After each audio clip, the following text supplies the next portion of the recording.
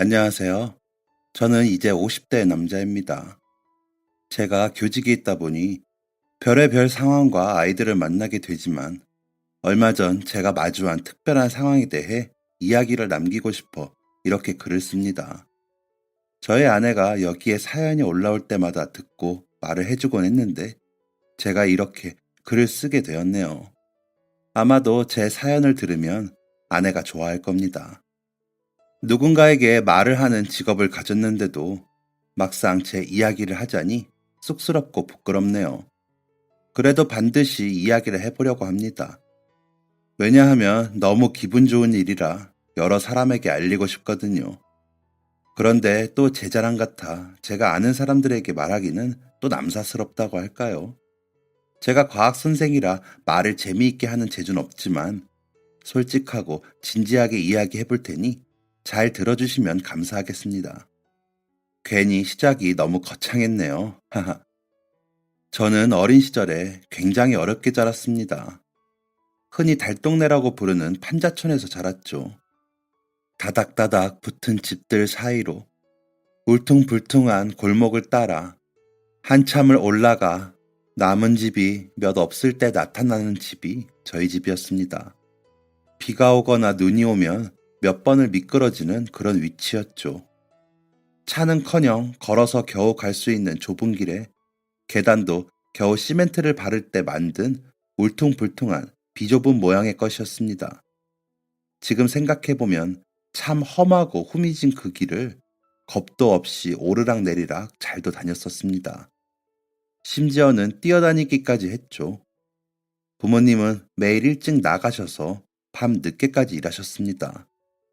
두 분 모두 봉제 공장에서 일을 하셨는데 야근이라도 있는 날은 부모님을 기다리다 잠이 드는 날도 있었습니다. 그런 상황이다 보니 누나는 저를 챙기며 학교도 다니고 청소도 하고 빨래도 했습니다. 겨우 저보다 2살밖에 많지 않은 누나는 당연하다는 듯이 그 일을 해냈죠. 하지만 저는 고맙다기보다 당연하게 여겼고 누나는 공부를 잘했음에도 고등학교를 인문계가 아닌 상고로 진학하며 3학년 때부터 취업에 나가면 내가 너 학비는 댈 테니까 너는 대학 갈 생각하고 공부해. 너라도 대학 가서 우리 집에도 대학생 한번 나와보자. 라고 하였습니다. 누나의 그런 결정을 부모님은 안타깝고 미안해 하셨지만 막지는 못하셨습니다. 가정 형편 때문이었죠. 저는 그때 누나의 말을 듣고서야 그동안의 모든 누나의 희생이 쉽지 않은 일이었음을 깨달았습니다. 그래서 누나에게 보답해야겠다는 생각으로 열심히 공부했습니다. 그 결과 국립대학 사범대학에 차석으로 합격을 할 수 있었습니다. 다행히 전액은 아니어도 장학금이 나왔고 누나의 부담을 줄여줄 수 있다는 사실에 감사했습니다. 부모님과 누나는 서울에 있는 대학에 갈 수 있는 실력임에도 지방 국립대에 간 것을 아까워하긴 하셨지만 제가 서울로 가면 발생할 여러 부대 비용을 생각하시곤 이내 받아들이셨습니다. 돈이 참 무서운 집이었죠.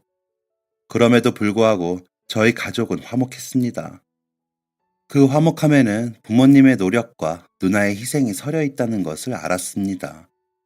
그래서 저는 더 열심히 대학 생활을 했습니다. 수업도 열심히 들었고 봉사 동아리에서도 열심히 활동했죠. 아르바이트도 열심히 했습니다. 뭐든 다 잘하려고 애를 썼습니다. 그래야 우리 가족을 실망시키지 않을 테니까요. 그 마음은 부채의식에서 비롯된 것이었지만 그 덕분에 저는 나태해지지 않을 수 있었습니다. 군대에 갔을 때도 저는 가족 생각으로 그 힘든 시간을 버텼습니다.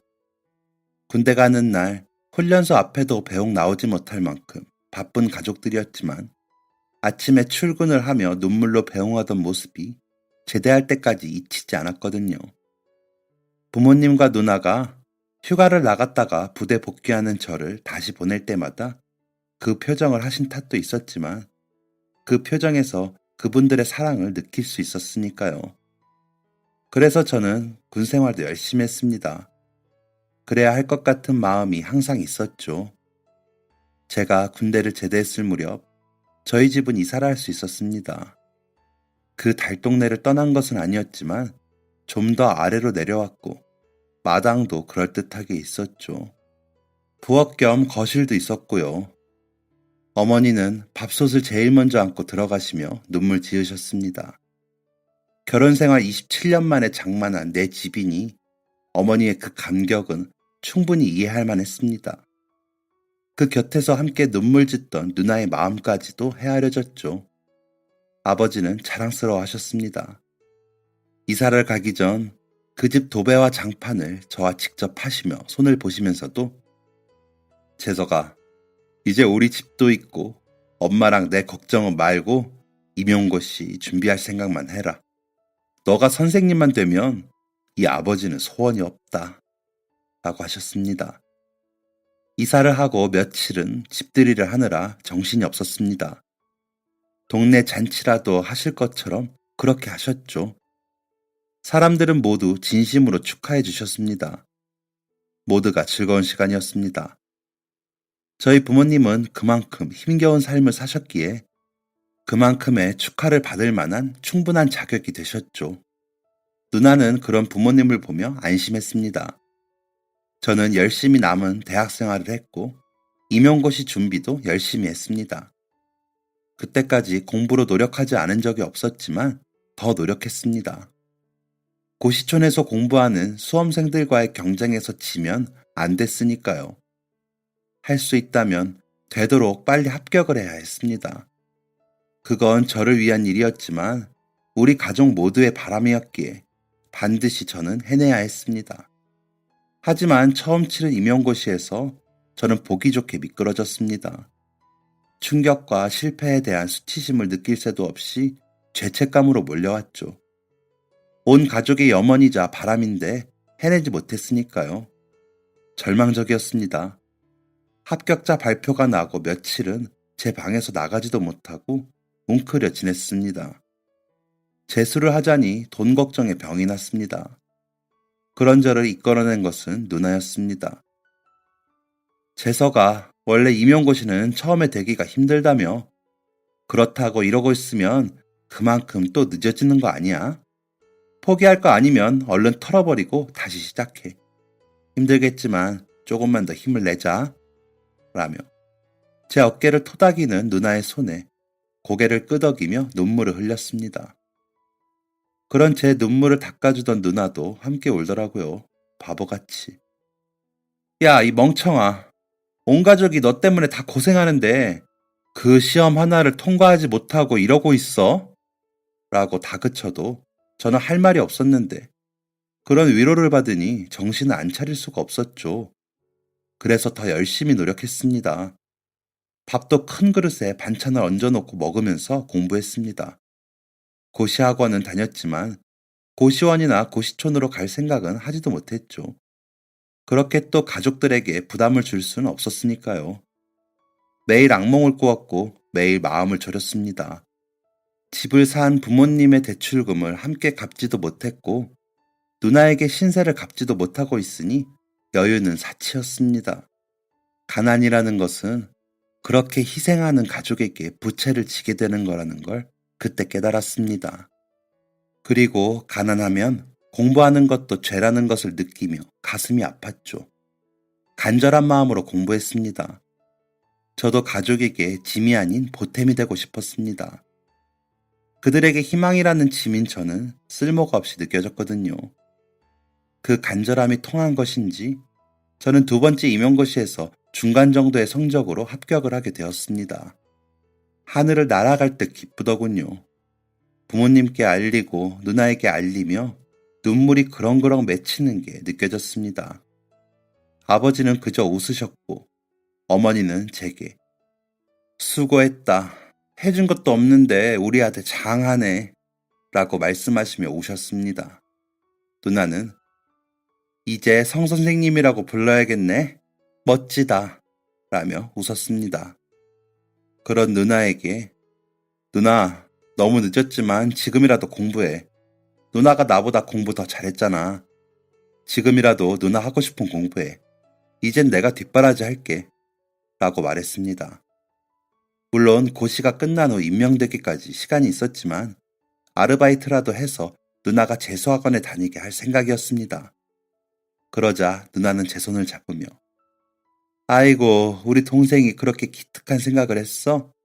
야, 근데 이제 누나가 나이가 30이야. 무슨 대학을 가? 하기에 누나 아직 안 늦었어.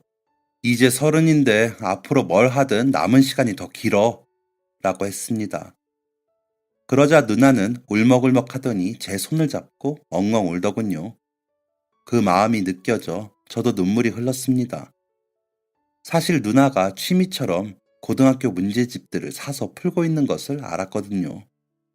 어려운 부분을 저도 돕고 학원도 다니고 하면 누나는 원하는 대학, 원하는 과에 충분히 갈 수 있을 거라고 생각했습니다. 그렇게 뒤늦은 수험생 생활을 시작한 누나는 생기가 돌았습니다. 누구보다 성실했고 누구보다 열심히 했죠. 저는 누나의 학원비를 보태기 위해 학원 보조 강사 일을 했습니다. 누나를 위해 돈을 버는 일은 즐거웠습니다. 다행히도 임명은 그리 오래 기다리지 않고 이루어졌습니다. 그렇게 학교 선생님이 된 저는 바쁜 나날을 보냈습니다. 생각보다 아이들은 순진했고 잘 따르는 학생들도 생겼죠.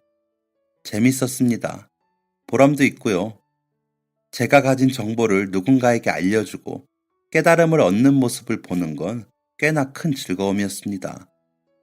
2학기 시작과 함께 임명이 되었기에 운동장에 단풍이 지는 모습을 보는 것 또한 즐거움이었습니다. 남자 중학교였는데 항상 운동장에서 땀 흘리며 축구, 농구, 캐치볼 등등을 하는 아이들과 어울리는 것도 재밌었고요. 그리고 매달 꼬박꼬박 들어오는 월급도 큰 기쁨이었습니다. 누나 학원비와 용돈을 빼고 부모님께 생활비 하시라고 드릴 돈을 빼고 적금을 들고 나면 제 용돈이라고는 20만 원이 다였지만 그래도 좋았습니다. 드디어 은혜를 갚을 수 있으니까요. 가족이 제게 해준 것에 비하면 별거 아니라는 생각에 우쭐한 마음은 가질 수 없었지만 그저 그 자체가 좋았습니다. 누나는 그해 치른 수능에서 높은 성적을 거두었고 제가 졸업한 도립대학의 수의학과를 수석으로 입학하며 전액 장학금을 받았습니다. 서울의 대학에 충분히 갈 수 있었지만 저와 같은 이유로 지역 대학을 선택한 누나에게 안쓰러운 마음이 들었습니다. 하지만 누나는 내가 대학 문턱을 밟아보는 게 어디니? 너도 이 대학 나왔으면서 뭘 그래? 고마워. 라고 했습니다. 그런 누나에게 저는 등록금도 못 해줬는데 뭘. 누나는 내 등록금에 학원비, 용돈까지 다 줬잖아. 나는 이제 겨우 조금 갚았어. 앞으로 더 갚을게. 용돈 걱정은 말고 공부해서 면허시험 한 번에 붙어. 라고 이야기했습니다. 그런 저희를 보며 부모님은 너희는 정말 절로 컸다. 절로 컸어. 라며 대견해 하셨고 미안해 하셨습니다. 그렇게 저희 가족은 서로를 향한 안타까운 마음과 고마운 마음, 죄책감이 어우러진 감정을 주고받으며 돈독해졌습니다. 전쟁통에 전우 같아졌다고 할까요? 그렇게 각자의 자리에서 세상 아닌 돈이라는 적을 이겨내는 전우로 열심히 살았습니다. 그렇게 새 학년이 되며 저는 담임반을 배정받게 되었습니다. 첫 담당 반을 맡다 보니 설레는 마음이 크더군요. 중학교 2학년의 남자 아이들이다 보니 걱정이 되기도 했고요. 혹시나 문제 행동을 하는 아이가 생기면 어쩌나, 폭력 사건이 나면 어쩌나, 왕따가 나오면 어쩌지 하는 생각들이 휙휙 스치긴 했지만 일단 부딪혀보자는 생각으로 설레어만 했습니다. 다행히도 아이들은 젊은 남자 선생님을 굉장히 반가워했습니다. 제가 사는 동네에서 30분에서 40분 정도 걸리는 거리에 있는 학교이긴 했지만 좀 더 농촌 지역이라 그런지 더 순박하고 거칠거칠해 보이는 아이들이 첫눈에 마음에 들었습니다. 아이들과 저는 잘 맞춰나갔습니다. 그러다 반장으로 뽑힌 녀석이 눈에 들어왔습니다. 저를 비롯한 과목 선생님들께 혹시나 문제집 제가 풀 수 있는 거 있으시면 주실 수 있을까요? 제가 아깝지 않도록 잘 풀어서 검사 받겠습니다. 라며 예의 있지만 밝은 얼굴로 말하는 녀석에게서 저의 얼굴이 보였거든요. 저는 그 녀석처럼 그렇게 싹싹하진 못했지만 가정 형편을 아시는 선생님이 의례 새 학기가 시작되면 그렇게 한가득 문제집을 주시곤 했었거든요. 그래서 녀석의 가정 환경 조사서를 보니 할머니 한 분이 가족으로 되어 있더라고요. 녀석이 1학년 때부터 교무실에 와 그렇게 선생님께 부탁을 했고 선생님들도 흔쾌히 주신 것 같더라고요. 공부도 잘하고 예의 바르고 씩씩한 녀석이라 굉장히 예쁨 받고 자란 아이라는 걸 알 수 있었습니다. 할머니가 열심히 사랑을 주고 키우고 계셨겠죠. 그런 녀석을 위해 담임인 제가 문제집을 모아 전달하고 나니 옆자리 한문 선생님께서 민철이 참 착하죠? 애가 구김이 없어요. 이 동네 애들 거의 그렇지만 쟤는 유난히 그래요. 작년에 할아버지 돌아가실 때 말고는 울상한 걸 본 적이 없어. 학원도 안 다니면서 어쩜 그렇게 공부도 열심히 하나 몰라. 라며 칭찬을 하시더라고요. 기특했습니다. 돕고 싶었고요. 민철이를 불러 이런 얘기 어떻게 받아들일지 모르겠는데 선생님은 부모님이 다 계셨지만 가난한 집에서 자랐어. 그래서 그런지 민철이를 보면 선생님 학창 시절이 생각나서 좀 돕고 싶은데 민철이가 필요한 게 뭘까? 라고 물었습니다. 그러자 항상 웃던 녀석이 얼굴을 굳히더니 선생님, 제가 할머니와 둘이 살고 문제집 달라고 하니 불우이웃 같아서 그러세요? 라며 묻더군요. 그래서 솔직하게 그렇다고 대답했더니 선생님, 제가 부모님이 안 계시고 할머니와 사는 건 다른 아이들과 좀 다르고 부족한 면이 있는 건 맞지만 문제집을 챙겨주시는 것만으로 저는 충분합니다. 선생님의 마음은 너무 감사하지만 제가 벌써 누구의 도움을 받기 시작해버렸다면 나중에 아무도 없을 때 더 힘든 거라고 할머니가 그러셨어요. 감사하지만 이렇게 절 챙겨주시고 싶었던 마음만 받겠습니다. 그리고 앞으로 선생님을 존경할 거고요. 감사합니다. 라고 말하고는 다시 전처럼 웃어 보이더군요. 기특하고 대견했습니다. 그런 녀석이어서 더 마음이 가기도 했고요. 그렇다고 다른 아이들과 다르게 특혜를 주거나 더 챙겨줄 순 없었습니다. 가끔 방과 후에 민철이 집으로 가 농사일을 도와주거나 할머니가 편찮으시진 않은지 들여다볼 뿐이었습니다. 그런 저와 뜻을 같이 하고 싶다는 선생님들도 계셔서 같이 가서 하곤 했죠. 그러는 사이 민철이가 중학교를 졸업하기 전에 민철이 할머니는 돌아가셨고 작지만 할머니가 농사 짓던 땅을 팔고 살던 집을 팔아 작은 방 하나를 구해 지내며 고등학교 진학하는 과정에서 저를 비롯한 선생님들이 나서서 도왔는데 민철이는 제가 나서서 선생님들이 더 나서주셨다며 유난히 저를 더 따랐습니다. 워낙 넉살이 좋은 놈이라 다른 선생님들께도 잘했지만 개인적으로 저한테 연락을 더 하더라고요. 민철이를 돕다 보니 부모님이 안 계시는 아이들을 돕는 일도 하고 싶다는 생각이 들었습니다. 그래서 제가 대학 때 봉사 나갔던 보육원에 연락해 한 아이를 지정해 다달이 후원을 하고 싶다고 전했습니다. 제 형편상 많은 아이들을 후원하기엔 좀 어렵겠더라고요. 그러자 보육원 원장님께서는 중학교 1학년의 여자아이를 연결해 주시겠다고 하시더라고요. 미술에 재능이 있는 아이인데 학원에 다니지 못한다는 말씀과 함께요. 그래서 그 아이의 학원비 20만 원을 제가 부담하기로 했습니다. 그리고 그 무렵 저는 같이 민철이를 돕던 선생님들 중에서 지금의 제 아내를 만나 결혼하게 되었습니다. 민철이 덕분에 제가 장가를 가게 된 거죠. 알고 보니 도덕 선생님이 그 마을 출신인데 제가 그렇게 농사의 일을 나서서 하는 것을 보고 호감을 가지게 되었다며 고백을 하더라고요. 그래서 저의 형편을 이야기했더니 다 상관없다고 하여 교제를 시작했고 저희는 4년을 연애하고 결혼했습니다. 솔직히 처음부터 호감이 있었지만 형편상 제가 먼저 다가가진 못하고 있었거든요. 누나 용돈과 부모님 생활비를 계속 드려야 하는 형편인데도 당신이 이 자리에 오기까지 가족분들이 그만큼 희생하셨으면 당연히 그래야죠. 저는 다 괜찮아요. 라며 말해준 천사 같은 여자였기에 저를 그만큼 기다려주어 장가를 갈 수 있었습니다. 결혼식을 할 때쯤이 되었을 때 부모님 대출도 다 갚았고 누나도 이제 학교 남은 기간에 용돈은 내가 모은 돈으로 해볼게. 나도 회사를 10년 다녔다. 너가 준 용돈도 아껴 썼고 진작 너 도움 안 받았어야 했는데 미안하다 라고 하더군요. 고졸 사무원으로 일하면서 모은 돈이 얼마 없는 건 당연했는데 그렇게 저를 안심시켜줘 저는 그동안 모은 돈으로 학교 앞에 월세방을 구해 결혼을 했습니다. 민철이는 제 덕분에 결혼했으니 행복하세요 라며 제 일처럼 기뻐했습니다. 고등학교에 가서도 저에게 꼬박꼬박 연락하는 아이들 중 민철이는 항상 있었습니다.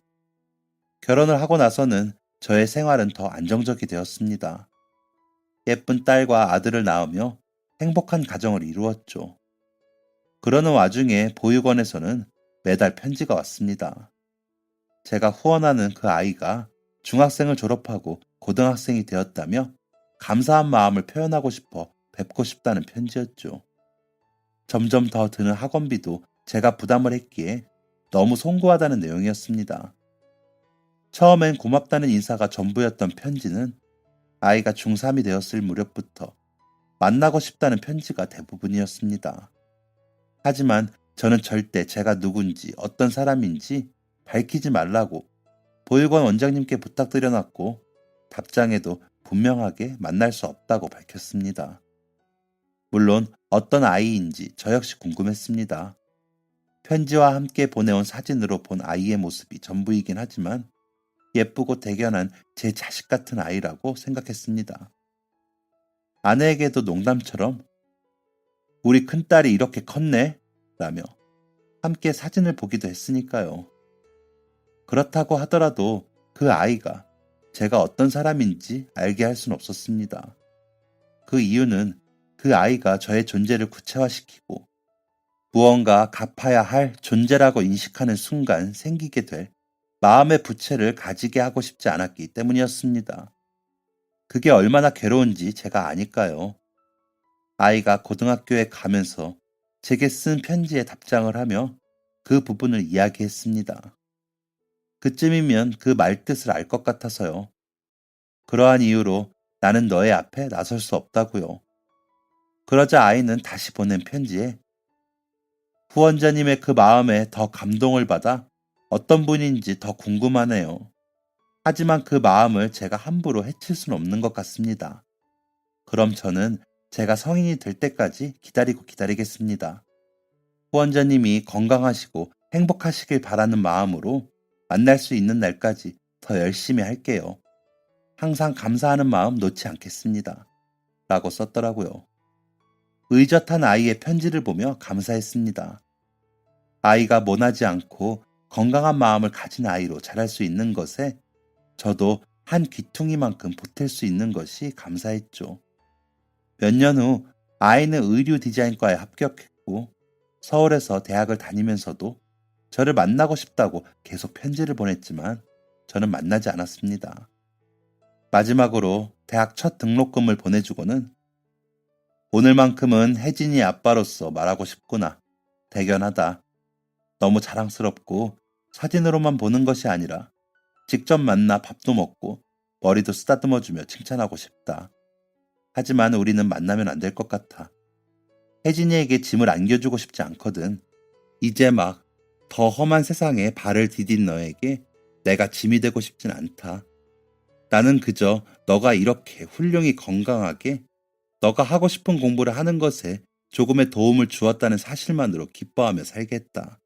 대신 혜진이는 더 씩씩하게 더 훌륭한 사회인이 되겠다는 약속을 해주렴. 그리고 이렇게 가끔이나마 소식을 전해주면 고맙겠구나. 등록금은 나의 마지막 후원이다. 보육원 원장님께 들어서 너가 기업 후원을 받게 되었다는 것은 알지만 널 위해 모은 등록금이라 보내고 싶었어. 도움이 된다면 좋겠다. 라고 편지를 보냈습니다. 그리고 그 후로는 그 아이에게 절대 답장을 하지 않았습니다. 그런데도 그 아이는 계속 편지를 보내주었고요. 누나는 수의사가 되어 유기견 봉사를 다니다 만난 사람과 결혼을 올렸습니다. 한 번의 면허시험에 붙어 대학 병원에서 실습 기간을 거치면서도 그 봉사는 놓지 않고 다니더라고요. 동물들을 보면 마음이 편해진다던 누나는 임신 중에도 봉사를 나갔습니다. 매형도 같은 병원에서 같이 봉사 다니던 소의사라 부부가 함께 부지런히 지금도 다니는 중입니다. 부모님은 저와 누나에게 항상 미안해 하셨지만 자랑스러워 하셨습니다. 본인들 노후 대비는 본인들이 하신다며 지금은 작은 채소 가게를 하시는데 공장에서 일하시는 것에 비하면 덜 힘들고 덜 벌지만 행복하다고 하시더라고요. 저는 20년 넘게 열심히 학교에서 아이들을 가르치고 있습니다. 아내도 역시 마찬가지고요. 장인어른 장모님이 아이들 육아를 도와주시는데 농사 짓던 분들이라 도시 생활을 답답해 하시기에 제가 아이들 조금 더 크면 시골로 가자고 하는 중이기도 합니다. 저도 이제 점점 중년의 나이가 되어가니 전원 생활이 그립기도 해 더 나이가 들면 농촌에서 살고 싶거든요. 가파른 달동네 언덕을 올라가던 그때보다 민철이네 농사일을 돕던 그때가 마음이 더 편했던 기억도 있고요. 이제는 편한 것을 찾을 만큼 마음의 여유가 생기기도 했다는 거겠죠. 풍족하진 않지만 안정적인 삶을 살고 있다고 생각합니다. 딸아이와 아들은 이제 고등학생과 중학생이라 아직 뒷받침을 해주려면 한참이긴 하지만 여전히 후원은 하고 있습니다. 대신 전처럼 지정 후원은 하지 않고 그 보육원에 일정 금액을 매달 보내고 있습니다. 누군가 또 정을 주고 정을 떼는 일을 하고 싶지 않아서 그렇게 했습니다. 아이는 간간히 편지를 보내 소식을 전했습니다. 취업을 했다며 선물을 보내기도 하고 회사 제품이라며 옷을 보내주기도 하고요. 여성복이라 아내가 좋아하긴 했지만 보육원 원장님께 말씀드려 그러지 말라고 했죠. 저와 소식이 닿지 않으니 아이는 많이 힘든지 만나자고 안 할 테니 답장이라도 해달라며 편지를 쓰기도 했지만 저는 답장하지 않았습니다. 제 결심이 흔들릴까 봐요. 아내는 아이를 안쓰러워하면서도 제 결심은 지지해줬습니다. 제가 가졌던 부채의식에 대해 이야기를 나눈 적이 있기에 제 마음을 잘 헤아려 준 것이겠죠. 그렇게 시간이 흘렀고 저희는 편지를 가끔 받기만 하는 것으로 아이의 소식을 알게 되는 것만으로 만족하며 지냈습니다. 그렇게 시간은 흘렀고 3개월 전쯤 아이에게서 편지가 왔습니다. 거절하실 수 있지만 이게 마지막 기회라고 생각하고 부탁드려 볼게요. 제가 사랑하는 사람을 만나 가정을 꾸리게 되었어요. 그 결혼식에 참석해 주신다면 너무 기쁠 것 같아요.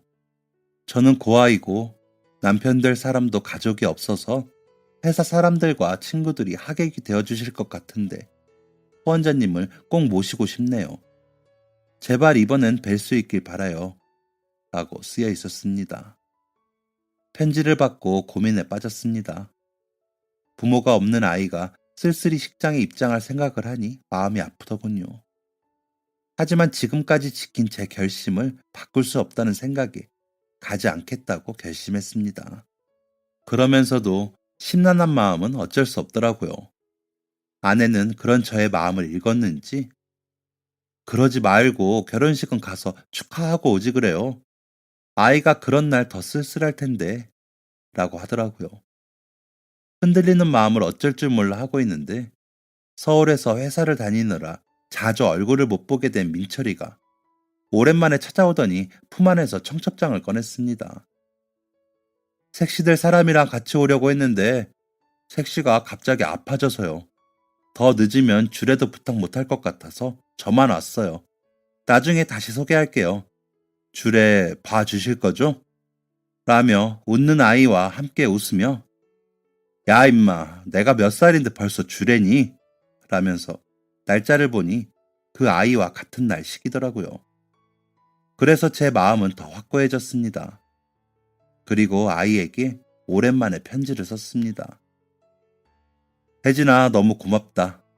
이렇게 아름답고 기쁜 소식을 전해줘서 축하한다 진심으로 굉장히 많이. 그런데 결혼식은 참석하지 않으려고 한다. 너와 결혼하는 그 사람은 참 행운하구나. 너처럼 착하고 아름다운 신부를 만나게 되어서. 나도 결혼하고 더 행복해진 사람으로서 너에게 더 큰 행복이 기다리고 있을 거라는 것을 보장한다. 행복해라. 그리고 이제는 소식을 전하지 말고 너의 가정에 더 집중하렴. 이젠 나는 잊어도 된다. 나도 너를 가슴에 품고 잘 살길 기도하마. 알았지? 우리 각자의 자리에서 행복하자. 그저 그거면 되겠다. 라는 편지를 쓰면서 제 마음도 동요가 되어 눈물이 났습니다. 딸을 시집 보내는 아버지 마음을 알겠더라고요. 그 아이와는 그렇게 작별을 고하고 마지막 편지와 축의금을 보육원 선생님께 전달해달라고 드리면서 더는 편지를 전하지 말아달라고 부탁드렸습니다. 그래야 그 아이도 저를 잊을 수 있을 테니까요. 그렇게 그 아이와 안녕을 고했습니다. 민철이의 결혼식 날이 되어 서울까지 가야 하니 일찍부터 서둘러 아내와 길을 나섰습니다. 민철이 섹시될 사람이 만들었다며 제 양복과 아내의 정장을 보내주어 오랜만에 멋을 내고 나서니 기분이 좋더라고요. 좋은 날이라 그런지 더 좋았습니다. 주례사를 쓴다고 썼는데 잘 쓴 건지 곱씹고 연습을 하면서 가다 보니 금세 도착을 하더라고요. 그런데 식장에 들어서는데 어디서 본 듯한 이름의 애식장이더군요. 그 아이가 여기에 같이 있다는 생각에 갑자기 마음이 조급해져 혹시나 싶어 청첩장을 보니 오민철, 나혜진 이렇게 이름이 나란히 있더라고요. 혜진이는 이름만 알고 성은 몰라 다른 신부의 이름을 보니 함혜진이라는 이름도 있어 아닐 수도 있겠다 싶기도 했습니다.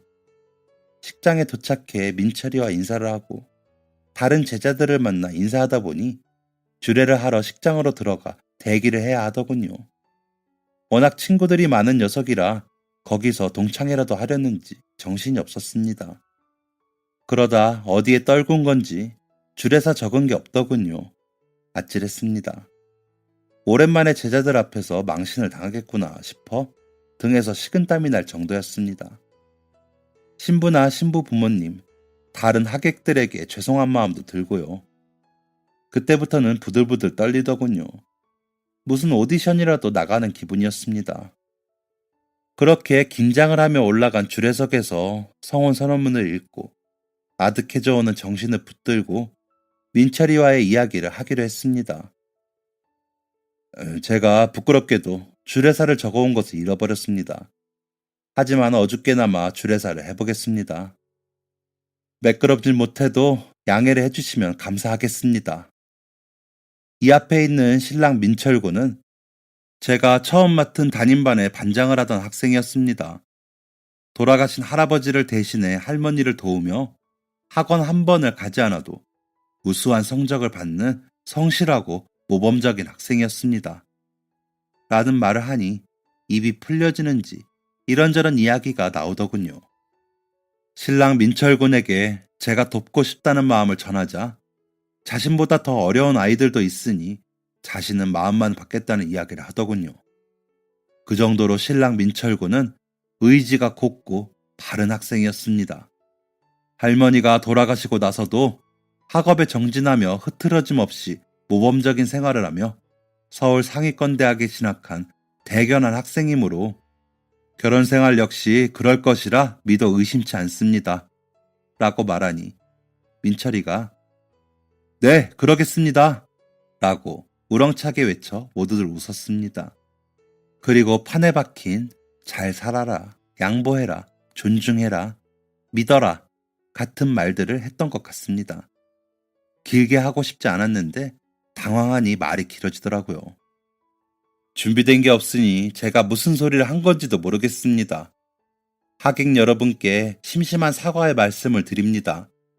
사실 제가 오늘 오랫동안 후원하던 아이가 결혼을 하는데 가보지 못했습니다. 민철군의 결혼식도 결혼식이었지만 그 아이가 저를 보면 빚을 갚아야 한다는 생각에 부담을 가질 것 같아 끝까지 보지 않기로 한 제 결심 때문이었습니다. 그런데 아름다운 신부 혜진 양을 보니 그 아이도 저렇게 아름답겠구나 하는 생각에 마음이 울컥합니다. 오늘은 제 자랑스러운 제자와 만난 적은 없지만 제 큰딸이 결혼하는 날이라 마음이 괜히 붕 뜨고 좋습니다. 날이 좋은 날인가 봅니다. 그래서 제가 더 횡설수설했으니 용서해 주시면 감사하겠습니다. 오늘 결혼하는 세상의 모든 신랑 신부들이 행복하길 바라면서 우리 민철 군과 그 아이가 조금 더 특별하게 행복하길 바라며 주례사를 마치겠습니다. 두 신랑 신부 잘 살 거라 믿습니다. 라고 주례사를 마치고 신랑 신부를 내려다보니 신부가 거의 쓰러질 듯 울고 있는 겁니다. 고개를 숙이고 펑펑 울고 있는 신부를 보고 알았습니다. 저 신부가 그 아이구나 하고요. 괜한 소리를 해서 저 아이가 나에 대해 알아버렸구나 싶어 아차 싶더라고요. 그때부터 마음이 종종거려졌습니다. 주례와 찍는 기념사진을 위해 기다리라는데 그대로 달아나고 싶었습니다. 그러나 예식장 직원들에게 가로막혀 그러지 못하고 그 자리에 굳어 있었습니다. 마침내 저를 마주본 그 아이는 저예요, 혜진이. 이렇게 만나게 될 걸 그렇게 제 애를 태우셨어요. 라며 다시 울먹거리더군요. 예식장 직원이 신부님 더우시면 화장이 너무 지워져서 안 돼요. 라며 화장을 고쳐주는데도 주룩주룩 눈물을 흘리는 그 아이를 보는데 마음이 좋았습니다. 이렇게 잘 커져서 너무 아름다운 신부가 되어주어서 고맙더라고요. 그래서 고맙다. 앞으로 더 행복하게 잘 살아라. 그럼 돼. 알았지?